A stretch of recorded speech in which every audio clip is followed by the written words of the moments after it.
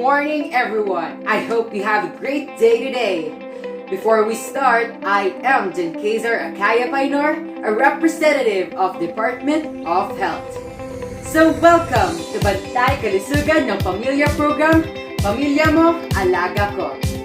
In partnership with SSJW Guidance in Counseling Services Program and in cooperation with Barangay Cabugao and Chagua, Isabela. And I would like to thank the presence of Honorable Barangay Captain Jesus Frugal Paynor.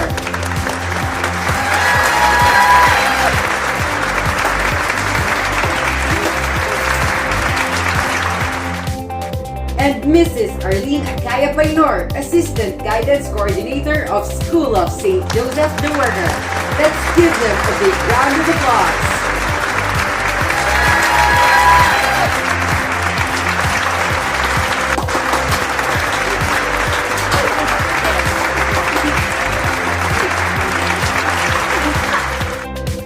So, today, we will be tackling about child protection is a life-saving intervention. Again, child protection is and must be considered to be a life-saving intervention.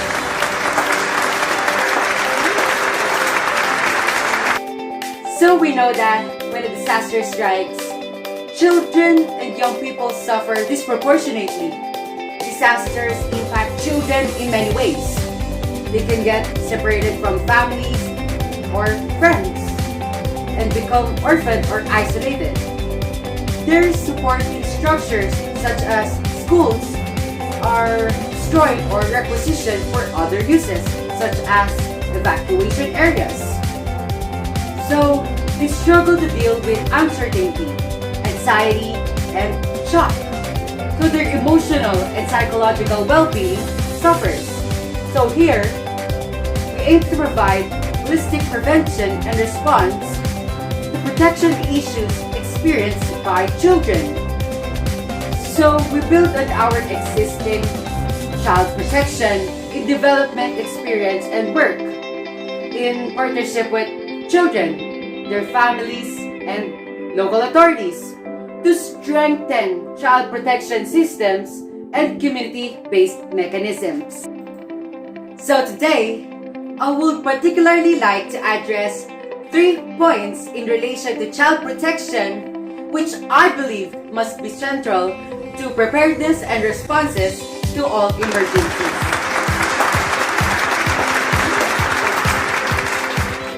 So, number 1, child and youth participation. All children and their families must be consulted on and informed about decisions relating to the disaster response, and they must be engaged in the design and implementation of disaster preparedness plans. So, sharing information with children, especially the most marginalized, and involving them and their families in preparedness planning will help protect them in the event of future disasters. And when we consult children, we almost always see the same priorities identified, irrespective of the context or the type of emergency, which it is protection and education. So let's proceed to number 2. Number 2 is the particular needs of girls.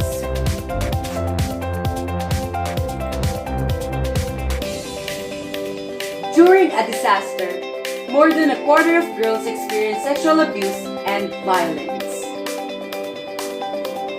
Why po kaya nangyayari yun? Why? Because of their age and sex, emergencies increase girls' vulnerability when their families and communities are least able to protect them. This puts them into a much higher risk of violence and exploitation.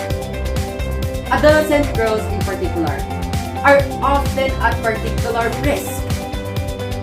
They can be missed in traditional children protection interventions in emergencies such as child-friendly spaces, but also may not be reached by protection programming used in reaching adult women.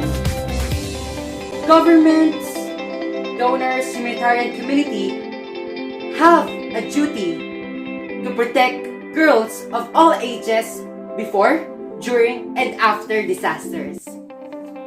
So, last, number 3. Number 3 is the link between protection and education.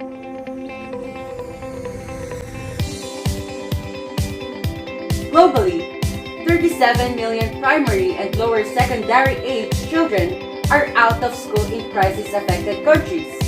Yet, education can save lives in emergencies by providing physical protection from the dangers and exploitation of a crisis environment. Importantly, it also gives children a sense of normality, which helps them cope with the post-traumatic shock in the aftermath of a disaster. Lack of access to education directly impacts children's safety and well-being. Children out of school are at a much higher risk of violence, exploitation, abuse, and neglect.